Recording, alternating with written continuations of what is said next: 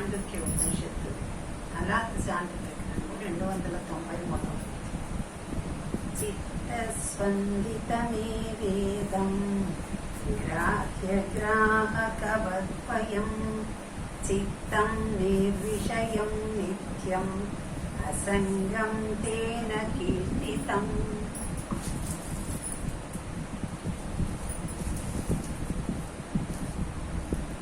జ్ఞాతృజ్ఞేయ సంబంధముతోనూ గ్రాహ్య గ్రాహక సంబంధముతోనూ లక్షితమైన ఈ ద్వైత ప్రపంచము కేవలము చిత్తము యొక్క స్పందనము వల్ల కలిగినదే అవుతున్నది. ఈ ప్రపంచం అంతా మనలో కనిపిస్తుంది అనుకుంటుంటాం.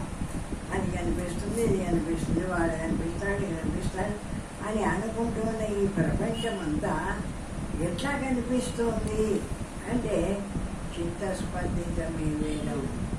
ఆ మనస్సు కదిలిన దానివల్ల, మనస్సు కదిలిన దానివల్ల అంటే ఏమైంది, మనస్సు అనుకుంటుంది వాడట్లా, వీడిట్లా, ఇదిట్లా, అదట్లా అని మన లోపల ఈ వాక్కు మాట్లాడుతుంది.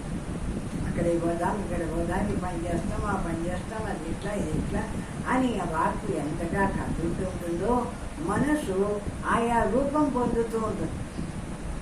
మనస్సుకు ఆకారం పొందడం లక్షణం, వాక్కు దాన్ని శబ్దం అనడం లక్షణం. ఆ విధంగా ఏదేది అంటుందో వాక్కు మనస్సు ఆయా రూపం పొందుతుంది. అంటే మనస్సు ఆయా రూపం పొందడం వల్ల ఒకటి చూచేదిగాను, ఒకటి చూడబడేదిగాను, చూచేవాడెవరు ఆ మనస్సును తెలుసుకునేటువంటి జ్ఞానస్వరూపమైన పరమాత్మ మనం ఉన్నామే. ఆ జ్ఞానస్వరూపమైన మనం చూస్తూ ఉన్నాము. ఆ మనస్సు ఆయా రూపం పొందుతుంది. ఏదంటున్నావో ఆ రూపం పొందుతుంది. ఆ రూపాన్ని నేను చూస్తున్నా అంటే ఈ చూడడము, ఈ రూపం పొందడము ఇది ఎట్లా కలుగుతుంది అంటే మనస్సు కదిలిన దాని వల్ల. చిత్తస్పందితమే వేదం అంటే మనస్సు కదిలిన దాని వల్ల ఏమి చూడబడేది, చూసేది రెండైతుంది. ఆ మనస్సే ఒకటి చూడబడేది అవుతుంది, రూపం చెందుతుంది, ఒకటి చూసేదైతుంది. ఆ విధంగా ఎప్పుడు మనస్సు కదిలిందో రెండుగా అయింది. ఆ విధంగా ప్రపంచం అనేది అంతా మనకు కనిపిస్తూ ఉంటుంది. మనస్సు వాస్తవములో ఎట్టి వస్తువుతోనూ సంబంధము కలిగి ఉండలేదు. వాస్తవంగా మనస్సుకు ఏ వస్తువుతోనూ సంబంధం లేదు. ఇంకా మనకన్నా అవి ఇవి ప్రపంచంతో లేదు తిండో తిప్పదో సంపాదించుకోవడమో ఏదైనా ఒక సంబంధం ఉంది. మనస్సుకు ఏ సంబంధం లేదు. ఏ సంబంధం లేకపోయినా అది కదిలి అది ఇది అని అంటూ ఉంటే ఆ రూపం పొందుతున్నప్పుడే ఈ దేహం ఆ పని చేస్తూ ఆ అనుభవాన్ని అనుభవిస్తూ ఉంటుంది. కావున అది నిత్యము అని చెప్పబడుతున్నది. అది నిత్యం ఎప్పటికీ ఉండేటువంటిది. ఎందుకు పరమాత్మ నుండి ప్రతిబింబించిన ప్రతిబింబం ఎక్కడ ప్రతిబింబించింది? సర్వవ్యాపకంగా ఏ బ్రహ్మస్వరూపముందో, జ్ఞానస్వరూపమైన బ్రహ్మముందో ఆ జ్ఞానము ఈ మనస్సు యందు ప్రతిబింబించింది. ఈ మనస్సు అనేటువంటి అర్థమందు ప్రతిబింబించింది. కాబట్టి ఈ మనస్సులో ప్రతిబింబించిన ఆ చైతన్య రూపమైన పరమాత్మ నిరాకారమై సర్వవ్యాపకంగా ఉండేటువంటి వస్తువు పరమాత్మ స్థితి. ఆ మనస్సు స్వయముగా అస్తిత్వము లేకపోవుట చేతను, ఆ మనస్సు ఆత్మయందు ఆరోపితమవుట చేతను పరమాత్మ దృష్ట్యా ఆ మనస్సే మిథ్య అవుతున్నది. మిథ్య ఎందుకంటే ఆ మనస్సు దానికి స్వతంత్రమైన రూపం లేదు కాబట్టి ఆ లేకపోవడం వల్ల అది ఎప్పుడు రూపం కలిగింది అవుతుంది. మనం అనుకున్నందువల్ల ఆ శబ్దం వల్ల ఆ రూపం చెంది అప్పుడు కనిపిస్తుంది. కానీ అదే నువ్వు ఏది అనుకోకుండా నిలబడు.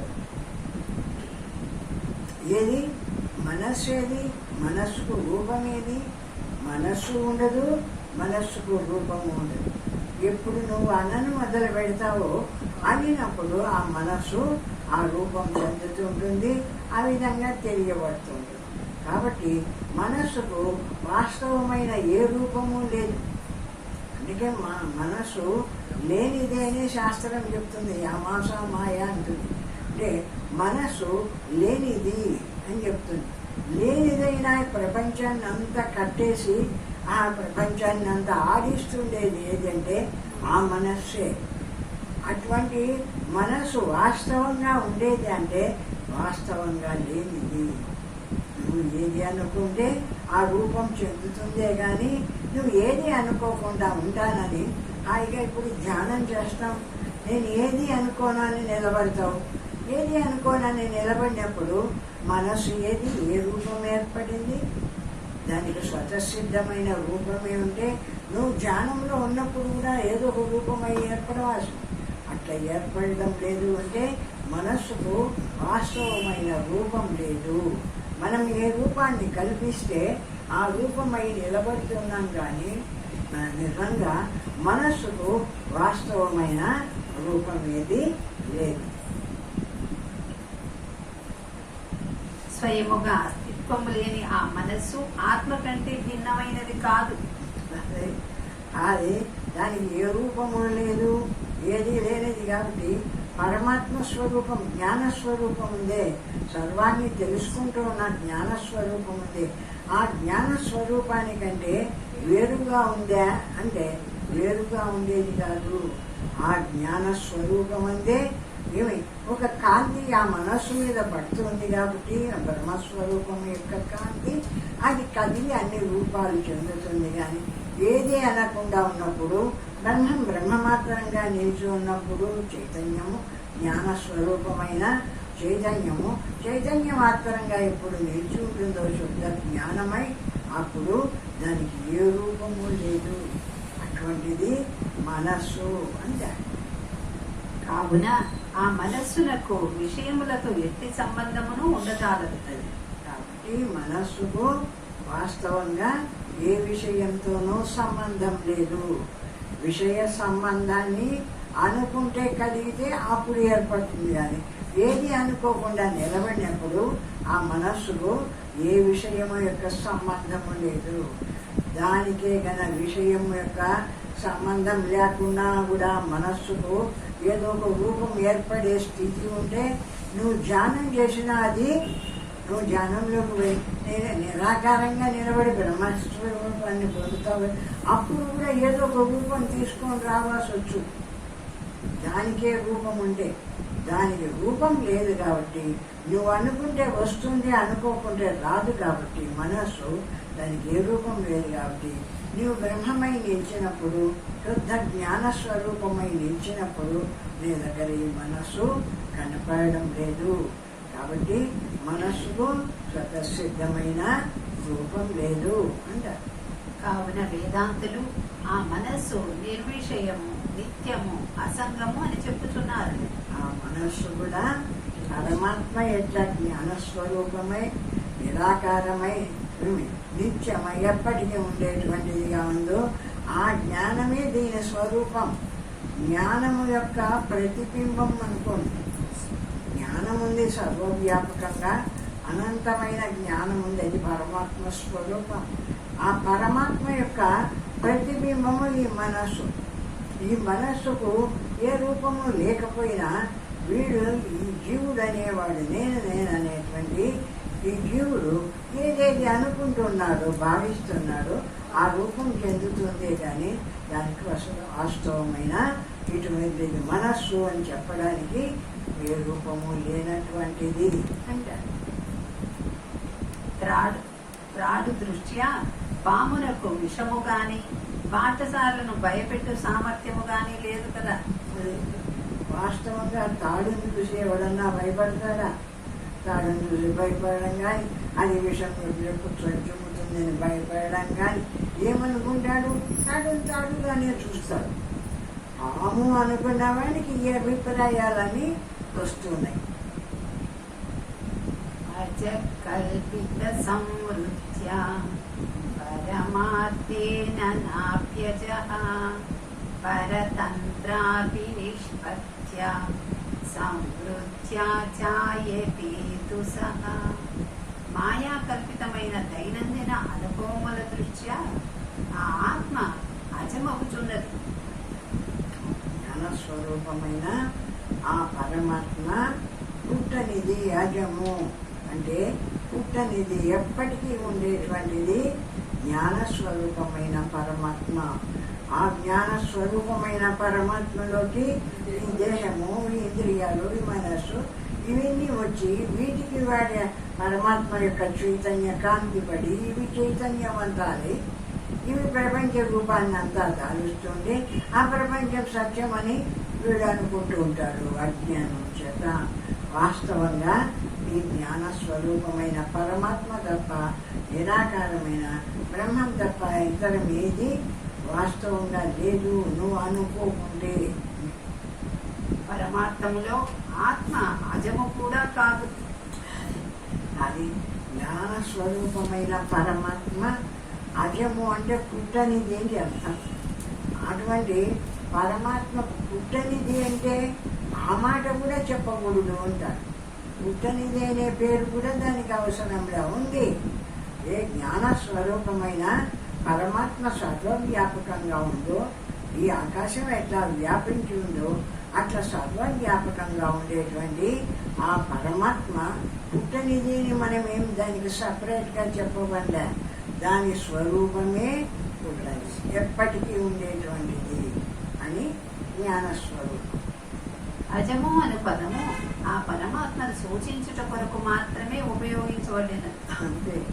అది ఇట్లుంటుంది పరమాత్మ స్థితి, ఇది పరమాత్మ స్థితి అని పరమాత్మను తెలపడానికి మాత్రమే సూచించవాలా. ఇదో అజము పుట్టినటువంటిది, ఎప్పటికీ ఉండేటువంటిది అని మనము పోతున్నారే, కొన్ని ఉండకుండా పోతున్నాయి, ఎప్పటికీ ఉండకుండా పోయేటివి ఉన్నాయి కదా, ఇటువంటిది కాదు అది చెప్పడానికి చెప్పవలసిందే. కానీ ఆ పరమాత్మకు నువ్వు అజము అని కూడా నువ్వు చెప్పడానికి వీల్లేదు. అది పుట్టనిది అని దాని గురించి నువ్వు వ్యాఖ్యానం కూడా చేయడానికి వీల్లేదు. నీవు అనుకోవచ్చు ఏదో మన శరీరం పుడుతూ ఉంటుంది, పోతూ ఉంటుంది, ఏదో ఇక్కడ విషయాలు ప్రపంచంలో ఇది కనిపిస్తున్నాయి, పోతున్నాయి, పుడుతుంది, వాటిని చూసి అటువంటిదే పరమాత్మ అనుకుంటావో ఏమో అని దానికి కోసంగా అజము అని చెప్పినారే కానీ వాస్తవంగా పరమాత్మకు అజమని పేరు కూడా లేదు. ఉంది, ఏది ఉందో అది ఉంది. జగత్ అంతా కూడా దేని నుండి బయటకు వస్తుందో, దేని యందు నిలబడుతుందో, దేని యందు లయమైపోతుందో అటువంటి పరమాత్మ అఖండము, అనంతము, సర్వవ్యాపకము. అది పుట్టినది, పుట్టనిది అని పేర్లు దానికి పెట్టడానికి వేరు లేదు అంటారు. వాక్కు మౌనము వహించిన ఆనంద రూపముకు వివేక భాషలో మాత్రము వివరింప శక్యమైన ఆత్మతత్వమును వివరించుట కొరకై శాస్త్రములు మన స్థాయికి దిగివచ్చి అది మేము ఈ బ్రహ్మతత్వాన్ని ఒకవేళ నీకు తెలిసి ఉండవచ్చు, నీవు మౌనంగా ఉండిపోతావు బ్రహ్మమాత్రంగా. నీవు మౌనంగా బ్రహ్మమాత్రంగా ఉండిపోయినంత మాత్రంతో ఒకవేళ తెలుసుకోవాలని వచ్చిన శిష్యులు ఎవరన్నా ఉంటారు కదా, వాళ్లకు ఎట్లా తెలుస్తుంది? గురువు మౌనంగా ఉండిపోయినాడంటే ఏది అనకుండా ఉండిపోయినాడంటే ఆ విని వచ్చిన వాళ్లకు ఆ పరమాత్మ ఎటువంటిది ఎట్లా తెలుస్తుంది? అట్లా తెలియదు. కాబట్టి వాళ్ళ కోసరం, ఆ వచ్చిన వాళ్ళ కోసరం ఈ పరమాత్మ ఇటువంటిది అని పరమాత్మకు కొన్ని రూపాలు చెప్పవలసి వచ్చింది. నిరాకారము, ఎప్పటికీ ఉండేటువంటిది, సచ్చిదానంద స్వరూపం. ఈ పేర్లన్నీ ఎందుకు పెట్టారు అంటే ఆ పరమాత్మకు అవసరమా ఈ పేర్లన్నీ అంటే అవసరం లేదు. అటువంటి వాడు పరమాత్మ అయినా కూడా ఎందుకు పెట్టినారు ఈ పేర్లు అంటే తెలుసుకోవాలని ఎవరైనా భక్తులు వస్తారు కదా శిష్యులు, వాళ్ళకు తెలియజెప్పేందుకు ఈ భాషలోకి తెచ్చినారు ఆ పరమాత్మ స్థితి. మన భాషలోకి తెచ్చి ఇటువంటిది పరమాత్మ నిరాకారము. ఇప్పుడు వీటి ప్రపంచానికంతా ఆకారాలు ఉన్నాయి కదా, పరమాత్మకు నిరాకారము అని చెప్పారు. ఇటువంటిది కాదు అని చెప్పడం కోసం. ఇది నిర్గుణము అంటే ప్రపంచానికి అన్ని గుణాలు ఉన్నాయి, సత్వరజస్తము గుణం. ఈ గుణములు లేనిటువంటిది నిర్గుణము అని కొన్ని మనకు కనిపించేటువంటి ప్రపంచ లక్షణాల్లో ఈ లక్షణాలు ఏమీ లేనిది పరమాత్మ అని చెప్పడానికి ఆ పరమాత్మకు కొన్ని పేర్లు పెట్టినారు. కానీ నిజంగా ఆ పరమాత్మకు మనం అనుకున్న పేర్లు ఏవి కూడా పరమాత్మకు ఉండేటివి కాదు. పరమాత్మ ఎప్పటికీ ఉండేటువంటి సద్రూపుడు పరమాత్మ. పరమాత్మ నుండి ప్రపంచము బయటకు వస్తుంది. కొంతకాలం పరమాత్మ ఎందే నిలుస్తుంది, కొంతకాలానికి పరమాత్మ ఎందే లయించిపోతుంది. పరమాత్మగానే ఉండిపోతున్నారు. శుద్ధ జ్ఞాన స్వరూపుడై ఆ విధంగా ఉండేటువంటి వాడు పరమాత్మ అని తెలపడం కోసం కొన్ని మాటలు మనం వాడుకునే కొన్ని మాటలు పెట్టారు. కానీ వాస్తవంగా ఈ మాటలు కూడా ఆ పరమాత్మకు చెల్లవు. మౌనంగా కూర్చోమంటారు. బ్రహ్మస్వరూపంగా ఉండమన్నప్పుడు మౌనంగా ఉండమన్నా వీడు ఏది అనుకున్న మౌనంగా నిలిచిపోయాడు. నిలిచిపోయిన తర్వాత ఆ నిరాకారము ఆ నిర్గుణ స్థితిలో ఏదో వాడి అనుభవంలో వాడికి కనిపిస్తుంది. ఇంకా వీడు మౌనంగా ఉంటే తెలియబడిన ఆ పరమాత్మ మరి వీడికి ఈ మాటల్లోకి తెచ్చి ఎట్లా చెప్పవాలి? ఈ గురువు కూడా మౌనం వహించి ఊరుకోండినా ఆ శిష్యునికి ఏమీ తెలియదు. ఏం తెలియదు, ఆయన కళ్ళు మూసుకోబోతున్నాడు, ఏం చెప్పినాడు అంటారు. కానీ శిష్యునికి అర్థమయ్యే రీతిలో ఆ నిరాకారము నిర్గుణము అయిన బ్రహ్మత్వాన్ని బోధించవాలంటే వీని మాటల్లోకి తెచ్చి కొన్ని వాడికి బోధించి చూపించేవాడు. ఏవేవి కనిపిస్తున్నాయో ఇట్లా కనిపించేవాడు కాదు, నిరాకారుడు. అట్లా ఏవేవి ఈ ప్రపంచానికి అంతటికి ఏవేవి ఉన్నాయో ఇవన్నీ ఆ పరమాత్మకు లేవు అని చెప్పి ఆ పరమాత్మని వీడికి చూపించడానికి కొన్ని మాటలు తయారు చేసినారే కానీ వాస్తవంగా ఈ మాటలన్నీ పరమాత్మకు చెప్పేటివి కాదు అంటారు. ఆ పరమాత్మ యొక్క నిర్వచనములన్నీ ఇటివే. సర్వం కల్విదం బ్రహ్మ, అయమాత్మ బ్రహ్మ, సచ్చిదానంద రూపం అను పదములన్నీ అలా. అన్ని పదాలు ఇట్లాంటివే. సర్వం కల్విదం బ్రహ్మ, ఆ బ్రహ్మస్వరూపం అందే అన్ని గుర్తున్నాయి. సచ్చిదానంద బ్రహ్మ, ఎప్పటికీ ఉండేటువంటి వాడు, ప్రకాశించేటువంటి వాడు, ఆనంద స్వరూపుడు బ్రహ్మ. ఈ పేర్లన్నీ మన అనుభవంలో, మనం ప్రపంచంలో అనుభవించేటువంటి అనుభవాల్లోకి ఉత్తమమైన స్థితిని తెచ్చి దాన్నిగా చూపిస్తున్నారు ఈ బ్రహ్మత్వాన్ని. అంతేగాని వాస్తవంగా ఈ బ్రహ్మస్వరూపాన్ని ఇది అది అని నిర్ణయించడానికి వీల్లేనటువంటిది. నిరాకారమైనటువంటి బ్రహ్మస్వరూపానికి ఏమున్నాయని నిరూపించి చెప్పగలుగుతాం? చెప్పలేనటువంటిది బ్రహ్మస్వరూపము అంటున్నాడు. ఇట్లో అజాతవాదము మనకు పరిచితమైన మాయా భాషలోనే అవాంగ్మానసు గోచరమైన ఆ పరతత్వమును గురించి చెప్పుతున్నది. ఈ అజాతవాదం అంటే భగవంతుడు బ్రహ్మస్వరూపుడు, పుట్టను లేదు, ఉండను లేదు, పోను లేదు అంటే పరమాత్మ కాదు. ఈ జగత్తులో ఉండే ఈ మానవులంతా కూడా వీళ్ళు ఉన్నట్టు, పుట్టినట్టు, ఉండినట్టు మనమంతా చూస్తున్నాం కదా. ఇట్లా లేదు ఆ పరమాత్మ స్థితి, ఇటువంటిది కాదు అని చెప్పడానికి, ఇట్లా ఉంది పరమాత్మ అని చెప్పడానికి ఈ విధంగా కొన్ని ఆ పరమాత్మకు సంబంధించిన మాటలను చెప్పి వాటి ద్వారా మనకు ఆ బ్రహ్మత్వాన్ని తెలియజేస్తుంది శాస్త్రం. వేదాంతం యొక్క ప్రభావము ఏమనగా తన పదముల ద్వారా గంభీర భావములు ప్రతిధ్వనించినట్లు అజమై పరిపూర్ణమైన ఆత్మతత్వమును సూచించుటయే అవుతుంది. ఈ బ్రహ్మస్వరూపాన్ని తెలిపేటువంటి ఈ పదాలన్నీ కూడా పరమాత్మను తెలిపేటువంటి పదాలన్నీ కూడా ఆ నిరాకారమైన బ్రహ్మత్వము తెలియబడకుండా అర్థం కాకుండా ఉండే